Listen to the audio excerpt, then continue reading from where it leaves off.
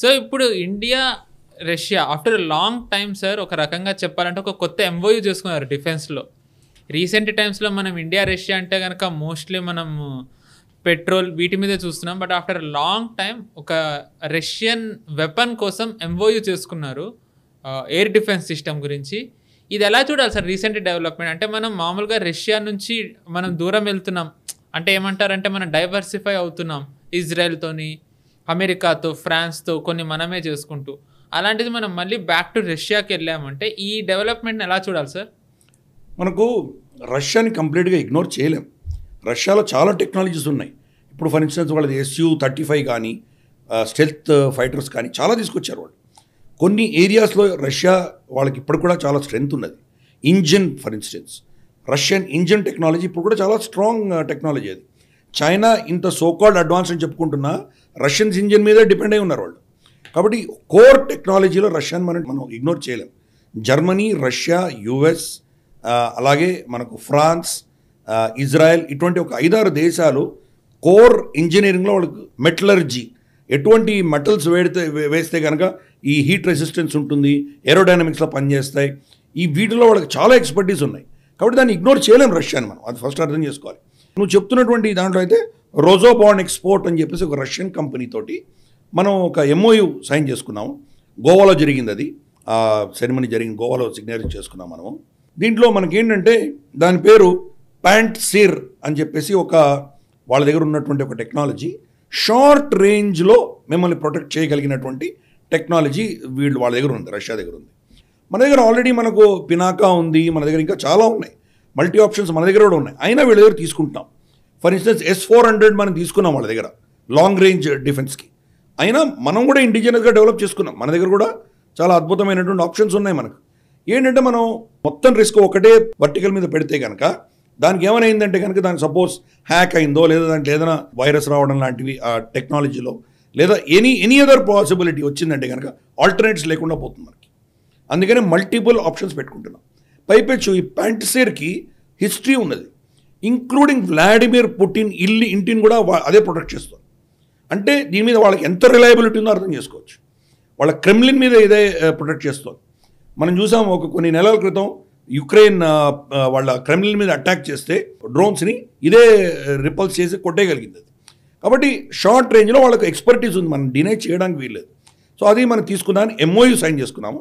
Of course మనకు రష్యాతో ఉన్నటువంటి ఒప్పందాలు అన్నీ ఎలా ఉంటాయంటే ఇనిషియల్ లాట్ రష్యా మనకి ఇస్తుంది, తర్వాత మనం కొలాబరేటివ్గా ఇక్కడనే చేస్తాం. Like AK-203 correct, absolutely. AK-203 లాంటివి అలాగే ఎన్నో మనకి ఈవెన్ చూస్తే కనుక MBT ట్యాంక్స్ కావచ్చు, లేదా మనకు హావిట్జర్ గన్స్ కావచ్చు, సుకోయిస్ కావచ్చు, చాలా ఎన్నో ప్రోడక్ట్స్ మనం అక్కడి నుంచే ట్రాన్స్ఫర్ ఆఫ్ టెక్నాలజీ తీసుకుంటాము. కొన్ని కాంపనెంట్స్ లైక్ ఇంజిన్ అటువంటి వాళ్ళ దగ్గర కొనుక్కుంటాము. మిగతావన్నీ కూడాను మనం ఇక్కడ లోకల్గా చేసేటువంటి ఒక అగ్రిమెంట్ వాళ్ళతో ఉన్నది మనకు. నెక్స్ట్ జనరేషన్ వచ్చేసరికి అదే ప్రోడక్ట్లో జాయింట్ వెంచర్గా మనం దాన్ని రీసెర్చ్ చేస్తాం. ఫర్ ఇన్స్టెన్స్ మనకు ఈవెన్ సుకోయ్ MKI ఏదైతే ఉందో, ఇండియన్ వర్షన్ వేరియంట్ ఏదైతే ఉందో, వాళ్ళు బయట అమ్మినటువంటి సుకోయ్ 30 MKIకి చాలా తేడా ఉంది. కొన్ని టెక్నాలజీస్ మనమే డెవలప్ చేసుకున్నాము, కొన్ని కొలాబరేటివ్గా చేస్తాం. For instance BrahMos joint venture ఉంది మనకు. Next generation technology BrahMos NG అన్నది కొలాబరేటివ్గా చేసాం మనం. కాబట్టి ఈ కొలాబరేషన్ ఉంటుంది. కాబట్టి ఈ MOU కూడా ఫర్ ప్యాంట్సిర్ కూడా అలాగే జరగబోతోంది. అది మనం యాక్సెప్ట్ చేసాం. దీని స్పెషాలిటీ ఏంటంటే ఇది లిబియాలో యుద్ధాలు జరిగినప్పుడు ఈ రష్యన్ బ్యాక్డ్ మిలిషియా అక్కడ ఎవరైతే ఉన్నారో వాళ్ళ దగ్గర ఇవి దొరికితే అమెరికా ఏం చేసిందంటే వాళ్ళు కాంబాట్లో వీళ్ళని ఓడించంగానే ఈ ప్రోడక్ట్స్ని వాళ్ళు అక్కడి నుంచి దొంగతనం చేశారు, ఎత్తుకుపోయి జర్మనీలో పెట్టి రివర్స్ ఇంజనీరింగ్ చేశారు. అంటే even USA respects this product, ఇది అర్థం చేసుకోవాలి మనం. కాబట్టి అందువల్ల మనకు రష్యాతో ఉన్న సంబంధాల వల్ల మనం చేస్తున్నాం. సరే, వాళ్ళు యుద్ధం చేస్తున్నారు కాబట్టి మనకి ఇవన్నీ నిజంగా వాళ్ళు అంత తొందరగా ఇవ్వగలరా లేదా, ఇవన్నీ ఇష్యూస్ ఉన్నాయి. రష్యా ఏం చెప్తుందంటే మా మ్యానుఫ్యాక్చరింగ్, మా ప్రాసెసెస్ యుద్ధం వల్ల డిలే అయ్యేటువంటి పరిస్థితులు ఉంటే మేము మీకు మీ దేశంలోనే మీరు ఈవెన్ ఫస్ట్ లాట్ నుంచి కూడా తయారు చేసేదానికి వీ విల్ సపోర్ట్ యూ అని చెప్తున్నారు. కాబట్టి లెట్ us see. రష్యాకి ఇంట్రెస్ట్ ఏంటంటే మనం అమెరికన్ ప్రోడక్ట్స్ మీద డిపెండ్ అవ్వకూడదు. ఇక్కడి నుంచి అక్కడ షిఫ్ట్ అయ్యామంటే కనుక వీళ్ళకు ఒక లాంగ్ టర్మ్ వాళ్ళ ఇండస్ట్రియల్ బేస్కి దెబ్బ తగిలేటువంటి ప్రమాదం ఉంది. అందుకని ఎట్టి పరిస్థితుల్లో వాళ్ళ గ్యామెట్లో పెట్టుకునే ప్రయత్నం వాళ్ళు చేస్తున్నారు. మనం ఏం చేస్తున్నాము, ఇదే మెసేజ్ మన అమెరికా కూడా ఇస్తున్నాం. మనం ఏమని, మాకు ఆల్టర్నేటివ్స్ ఉన్నాయి, we're not dependent on you, we're not your allies. కాబట్టి మీరు ఏమి ఇచ్చినా కానీ కూడా ఇంకో ఆల్టర్నేటివ్స్ ఉంటాయి. ఏదో ఆత్మనిర్భరత ఉంటుంది, లేదా రష్యా ఉంది, ఇంకెవరో ఉంటారు, వీల్ లుక్ అట్ ఆల్టర్నేటివ్స్. అందుకని we're playing a very calculated balancing game, అది ఆడుతున్నాం మనం. కాబట్టి ఏదైతే ఇప్పుడు రాబోతుందో ఇది పిన్సెట్ ఏదైతే మనకు టెక్నాలజీ మనం అఫ్కోర్స్ ఇప్పుడు ఇంకా ఎంఓయూ జరిగింది, ఇంకా అగ్రిమెంట్స్ కావాలి, ఇంకా టైం పడుతుంది.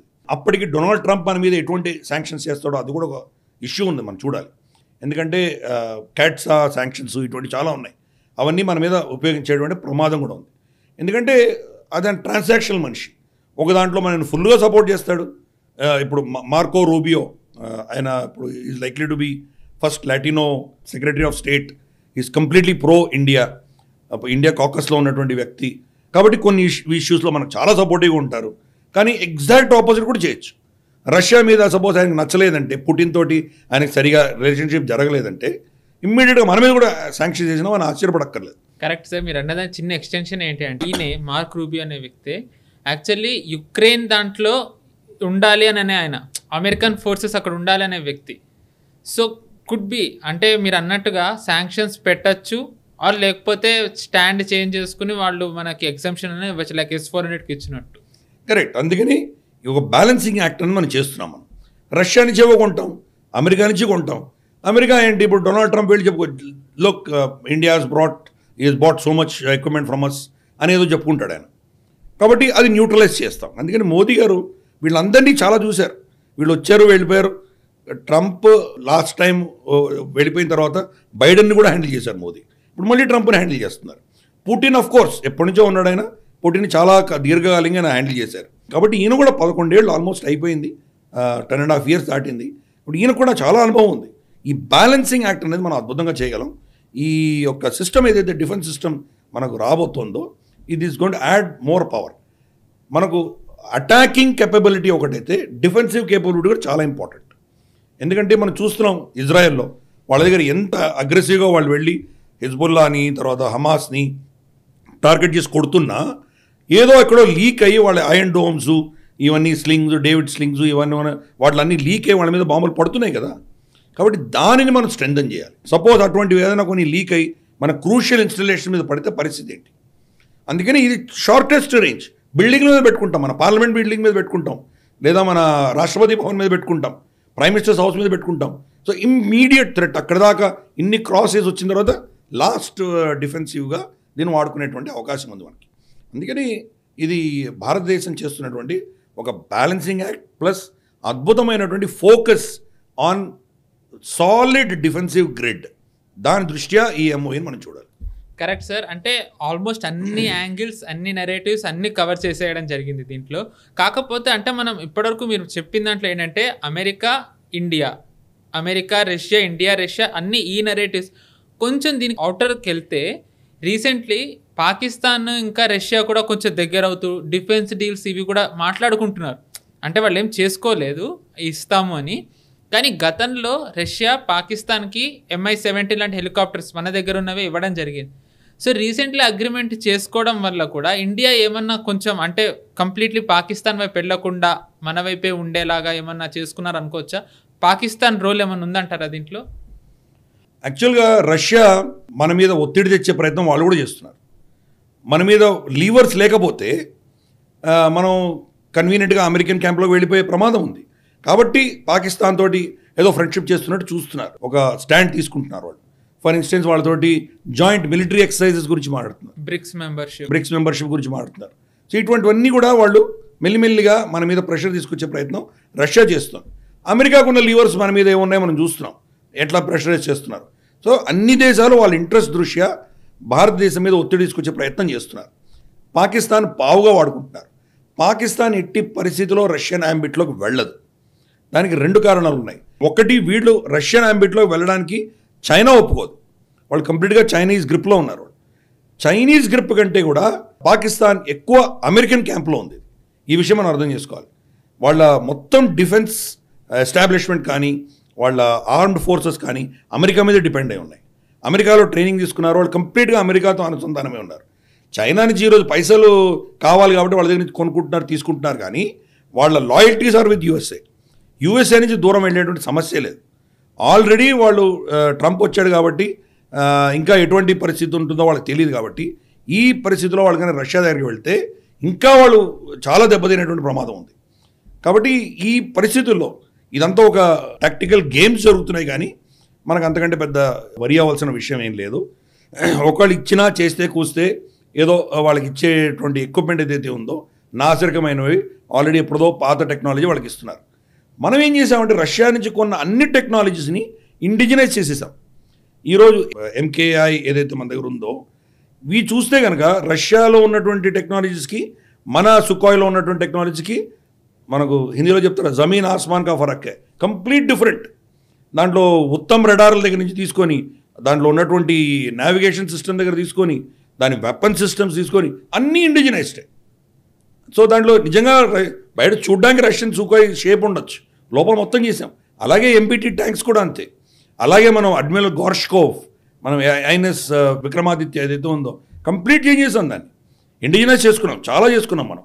కాబట్టి రష్యన్ టెక్నాలజీ వాళ్ళకి ఒకవేళ పాకిస్తాన్కి అమ్మినా దానిని మనం చాలా ఎన్హాన్స్మెంట్ చేసుకున్నాం. కాబట్టి వాటిని కౌంటర్ కూడా చేయొచ్చు మనం. ఈ క్యాట్ అండ్ మౌస్ గేమ్ ప్రపంచంలో జరుగుతూనే ఉంటుంది. So we also know how to pull the levers. కాబట్టి ఒకవేళ రష్యా ఒక రెడ్ లైన్ దాటి వెళ్ళిందంటే రష్యాని ఎక్కడ చెక్ చేయాలో మనకు ఆ లీవర్స్ కూడా మన దగ్గర ఉన్నాయి. Right sir. ఎందుకంటే మామూలుగా ఎప్పుడైనా సరే ఇండియా రష్యాది వస్తే కనుక యూఎస్ ఒక్కటే చూస్తాం మనం, బట్ అది కాకుండా ఇంకోటి కూడా ఉంది. సో అది ఎలా చూడాలి అనే దానివల్లే ఈ క్వశ్చన్ అడగడం జరిగింది. ఈ వీడియో మీకు నచ్చినట్టయితే లైక్ చేయండి, 10 మందికి షేర్ చేయండి. అలాగే కామెంట్ల రూపంలో మీ అభిప్రాయాలను మాతో పంచుకోండి. Nationalist hub group of channels ను సబ్స్క్రైబ్ చేసుకుని తెలుగునాట జాతీయవాద జర్నలిజాన్ని ప్రోత్సహించండి. ఈ వీడియో కింద ఉన్న బెల్ ఐకాన్ పై క్లిక్ చేయడం మర్చిపోవద్దు.